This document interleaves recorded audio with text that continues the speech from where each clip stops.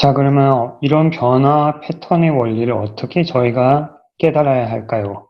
거기에 대해서 한번 살펴보도록 하겠습니다. 자, 여기 나오는 이야기들은 제가 지어낸 이야기는 아니고요. 이제 수학자와 물리학자들이 어떻게 이 그래프를 분석을 하는지, 변화를 분석을 하는지에 대한 어떤 예시들을 좀 설명해 드릴 건데, 자, 일단은 사회의 변화를 저희가 이제 그래프로 도형을 하는 가장 대표적인 예가 이제 주가 지수가 되겠습니다. 경제 지표. 이런 것들이 이제 숫자로 바로바로 업데이트가 되는 그런 자료들이 모여가지고 장단기 그래프를 그리지 않습니까? 지금 보여드리는 거는 아마존의 주식인데 20년 주기를 보면은 이 그래프가 기하급수적인 그래프로 보이게 됩니다. 이런 식으로. 그래서 하루아침에 이게 엄청나게 빠른 속도로 발전한 것처럼 보이죠. 불과 4년 만에 뭐 몇 배가, 4배가 되었다는 등 뭐 이런 식으로 얘기를 하곤 하는데 뭐 1998년도부터 지금까지 비교하면은 뭐 1500개 배가 증가했다는 등 뭐 이런 식으로 얘기를 하죠. 근데 이 20년짜리 그래프를 저희가 5년으로 축소를 해서 보시면은 그렇게 혁명적인 변화 같은 그런 느낌은 아니죠. 그리고 이거를 4개월로 보시면은 굉장히 뭐랄까 지지부진하게 올라가고 있습니다. 올라갔다 내려갔다 올라갔다 내려갔다 하면서. 근데 이런 그래프를 이제 보시면은 장기적인 그래프와 단기적인 그래프, 같은 그래프를 어떻게 저희가 보느냐에 따라서 보는 시각이 완전 다르다는 겁니다. 뭐 여러분들도 마찬가지예요. 여러분의 러닝 커브를 보십시다. 여러분이 배우는 속도.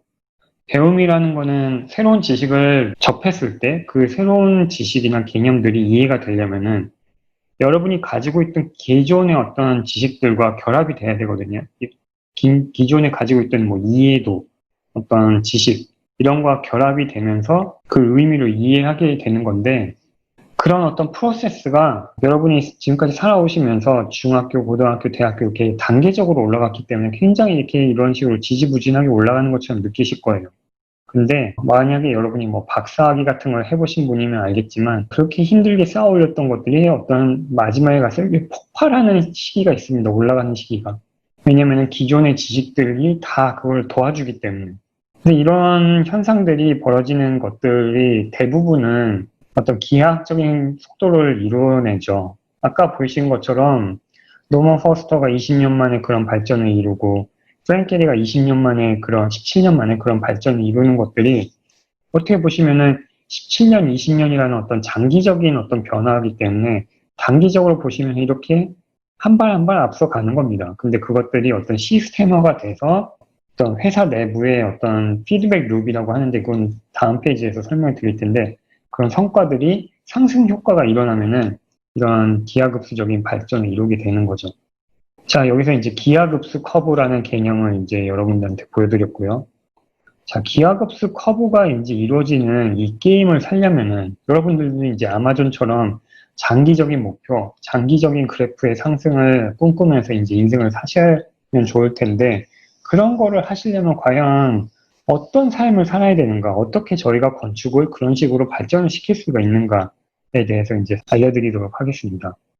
자, 요거는 이제 프랙탈의 법칙, 리컬션의 법칙이라고 해서 이 패턴을 분석하는 어떤 모델인데요. 이런 걸 이용해서 이제 컴퓨터 프로그래밍도 이제 개발이 되고 있죠. 리컬션이라는 뭐 루핑이라고도 하죠. 근데 이런 프랙탈은 뭐냐면은 이 장기 그래프의 어떤 한 조각을 떼서 봤더니 장기 그래프와 굉장히 흡사한 것들이 있더라. 반복되더라. 여기 보시면은 이 뭔가 반복되는 패턴이 계속 유지가 되죠. 장기, 단기, 뭐 이런 것들이 얼추 비슷합니다. 그리고 브랜칭 시스템, L 시스템 같은 경우도 이제 브랜치가 하나가 두 개가 되는 거에 계속 반복이 되면은 몇 번만 반복을 해도 이렇게 복잡한 거를 이뤄낼 수가 있는 거죠. 근데 복잡한 거 이면에는 굉장히 단순한 원리가 있는 겁니다. 이런 어떤 단순한데 복잡함을 이루는 거를 이제 자세히 들여다보니까 그곳에는 항상 프랙탈의 법칙과 리컬션의 법칙이 있더라. 그래서 프랙탈은 뭐냐? 저 여기 있는 걸 좀 읽어드릴게요. 프랙탈은 무한하게 반복되는 복잡한 패턴으로 다양한 스케일에서 자기 복제적인 패턴을 보인다. 프랙탈은 아주 단순한 프로세스가 반복되면서 피드백 룹을 이룰 때 생겨난다. 여기서 피드백 룹이 아주 중요한 개념입니다. 피드백 룹이라는 건 뭐죠? 앞으로 일어날 변화가 그 다음에 일어날 변화의 초석이 돼서 일어나는 거죠. 지금 여기 첫 번째에서 두 번째 일어났을 때, 첫 번째에서 이게 바이펄케이션이라고 하죠. 이 브랜치가 나간 것들이 그 위에 또 브랜치가 생기는 거죠. 그 위에 또 브랜치가 생기고. 그러니까 브랜치가 이게 가지치기가 되는 것들이 끝에서 더 일어나게 되니까 점점 더 그 브랜치의 개수가 기하급수적으로 늘어나게 되는 거죠. 근데 이런 피드백 룹을 이루는 어떤 변화에는 뭐든지 이런 기하급수적인 변화가 일어납니다. 그래서 이런 기하급수적인 변화가 일어나는 자연 현상들을 여러분들 보실 수 있는데 실제 나무가 그렇죠. 나무 줄기, 강의 줄기도 그렇고 번개, 혈관, 나선형 프랙탈이라고 하면은 이제 바다 조개, 허리케인, 은하수 뭐 이런 것도 있습니다. 이런 것들이 정말 피드백 룹이 그 안에 있는지는 저는 잘 모르겠으나 아무튼 피드백이 있는 룹인 경우는 다 이런 어떤 기하급수적인 커브를 그리게 되죠. 자, 인간이 만들어낸 어떤 변화에도 그런 것들이 적용이 됩니다. 아까 이제 아마존의 주식 지표에서 보셨듯이 경제 성장, 인구 증가도 마찬가지죠. 사람이 많아지면 많아질수록 더 많이 결혼하고 더 많이 애를 낳고 뭐 그렇겠죠. 인구 증가와 경제 성장은 같이 궤를 이룹니다. 소셜 네트워크의 어떤 전파, 아니면 인터넷, TV, 라디오, CO2, 지구의 대기 온도, 뉴런의 세포 분열, 뭐 바이러스 분열 다 비슷합니다. 바이러스 증식, 뭐 셀이 하나였다가 두 개가 되는 거, 그게 브랜칭 시스템이랑 거의 똑같은 거예요. 뭐 하나가 두 개 되고 두 개가 네 개가 되고 이런 거죠. 자, 이런 어떤 변화들의 기저에는 다 이런 프랙탈과 리커션의 법칙이 있는데 이 프랙탈과 리커션의 법칙에 그 기저에는 뭐가 있느냐면 피드백 룹이 일어날 때만 이런 폭발적인 증가가 일어난다 라고 보시면 되겠고, 그거를 이제 마무리를 한 차원에서 이제 아마존에 제가 적용을 하면은 플랫폼이지 않습니까? 플랫폼에 사람이 많을수록 이윤이 많아지고 이윤이 많아질수록 더 싸게 공급을 할 수 있고 그러면 더 많은 사람이 모이겠죠. 그러니까 이런 룹이 일어나는 겁니다. 사람이 더 많아질 수밖에 없는 그런 가속 곡선이 그 안에 있는 겁니다.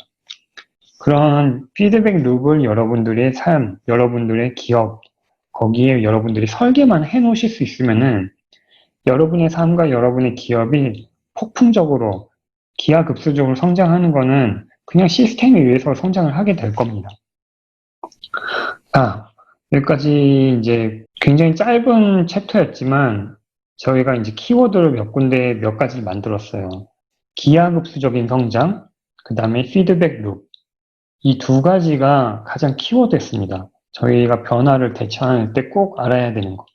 그러면은 마지막 챕터입니다. 여러분들에게 이제 컴퓨테이션 디자인을 왜 배워야 하는지를 이제 알려드릴 텐데, 지금까지 저희가 살펴봤던 컴퓨터의 발달, 사회의 변화, 그리고 기하급수적인 성장, 저희의 어떤 건설계의 어떤 위기를 극복하기 위해서 저희가 어떻게 하면은 기하급수적인 성장을 할 수 있을까? 여기 키워드는 피드백 룹, 그 다음에 기하급수적인 성장, 이 두 가지였죠. 이 두 가지를 유념하고 저희가 마지막 챕터인 컴퓨테이셔널 디자인을 다음 시간에 같이 살펴보도록 하겠습니다. 감사합니다.